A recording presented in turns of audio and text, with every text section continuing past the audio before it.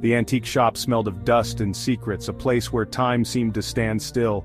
Cobwebs clung to every corner, weaving a delicate tapestry of neglect. Adam coughed, waving a hand through the musty air, trying to clear a path through the haze of dust particles.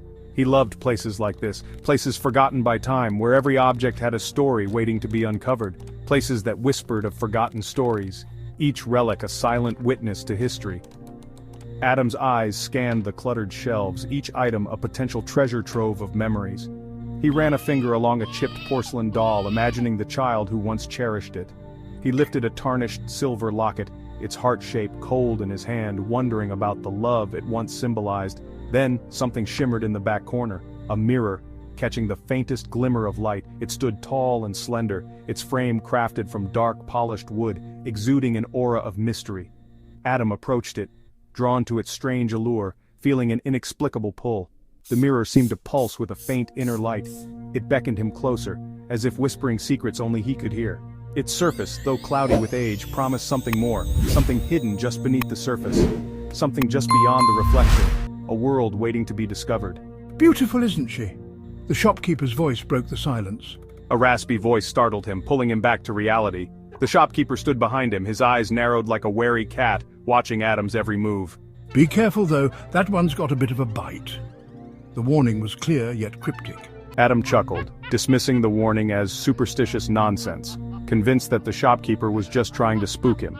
He wouldn't regret this purchase, not for a second. He was certain that this mirror held something extraordinary, something that would change his life forever. Adam leaned the mirror against his bedroom wall. The room felt different now, colder.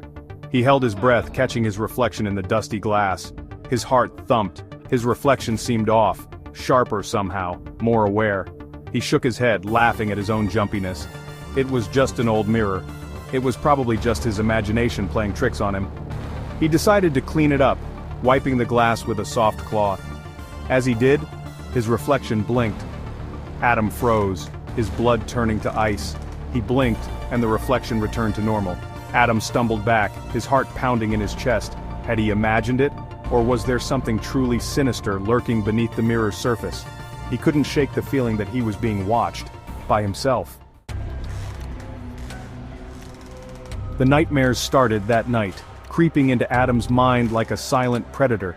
Vivid, terrifying dreams where Adam was trapped in a world of mirrors, each one reflecting a distorted reality. Each reflection showed a twisted version of himself, a grotesque parody that seemed to mock his very existence.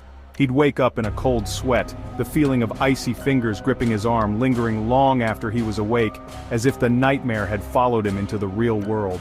One evening, as the shadows lengthened and the room grew dim, Adam caught his reflection moving out of the corner of his eye. He whirled around to face the mirror, his heart pounding in his chest like a drum. His heart leaped into his throat, a cold dread washing over him. His reflection wasn't him, not anymore. It was something else, something sinister. The face in the mirror was gaunt, with eyes that burned with a malevolent fire, eyes that seemed to pierce through his very soul. The reflection grinned, a chilling, predatory smile that didn't belong on his face, a smile that promised nothing but pain and suffering. Adam stumbled back, knocking over a lamp in his haste, the crash echoing through the room like a gunshot. The room plunged into darkness, an oppressive, suffocating darkness that seemed to swallow him whole. When he fumbled for the light switch, his hands trembling, his reflection was gone. It was just him again, staring back at himself with wide, terrified eyes, his mind racing with questions and fears. He couldn't shake the feeling that something was very, very wrong, that the nightmare was far from over, and that the terror had only just begun. Days turned into weeks, and weeks into months. The mirror's hold on Adam tightened. He became obsessed, spending hours each day staring into its depths, unable to tear his gaze from its captivating, horrifying depths. It was as if the mirror had a life of its own, drawing him in deeper with each passing moment. The line between the real and the reflected blurred. Adam could no longer distinguish between his own thoughts and the whispers from the other side. Adam. He was haunted by fleeting glimpses of the grotesque figures trapped within the mirror's depths. The reflections grew bolder, more vivid, reaching out from the glass, their icy fingers leaving trails of frost on his skin. The cold touch sent shivers down his spine, a constant reminder of their presence. Their icy fingers left trails of frost on his skin, a chilling reminder of the otherworldly forces at play. Adam, cross over. They whispered to him, their voices like shards of broken glass, promising him power, knowledge, and secrets beyond his wildest dreams. All he had to do was cross over. The temptation was almost unbearable, the promises too enticing to ignore. Adam knew he was in over his head. The mirror's influence was growing stronger, and he felt his sanity slipping away. He tried to get rid of the mirror. He struggled to move it, hoping that by removing it from his home he could break free from its grasp. He dragged it to the trash, thinking that if he could just get it out of his sight, the nightmares would end. He even tried to smash it with a sledgehammer, each swing fueled by desperation and fear. But it always came back. No matter what he did, the mirror found its way back to his bedroom as if it were bound to him by some dark force, always finding its way back to his bedroom, waiting for him, taunting him with its eerie glow and the promises of the voices within. He was trapped, and the mirror knew it. It fed on his fear, growing stronger with each passing day, leaving Adam to wonder if he would ever escape its sinister grasp. Panic clawed at Adam's throat. He was losing himself. The mirror was consuming him piece by piece. He had to escape its grasp before it claimed him completely. It's about time. We've been waiting for you. One night, in a desperate attempt to break free, Adam made a decision. He would face his fears. He stood before the mirror, staring into the eyes of his reflection. The reflection smirked, a cruel twist of his own lips. We've been waiting for you. Before Adam could react, the mirror's surface rippled. The glass seemed to melt away, transforming into a swirling vortex of shadows and light. A cold hand shot out, grabbing his wrist. He tried to pull away, but the grip was too strong.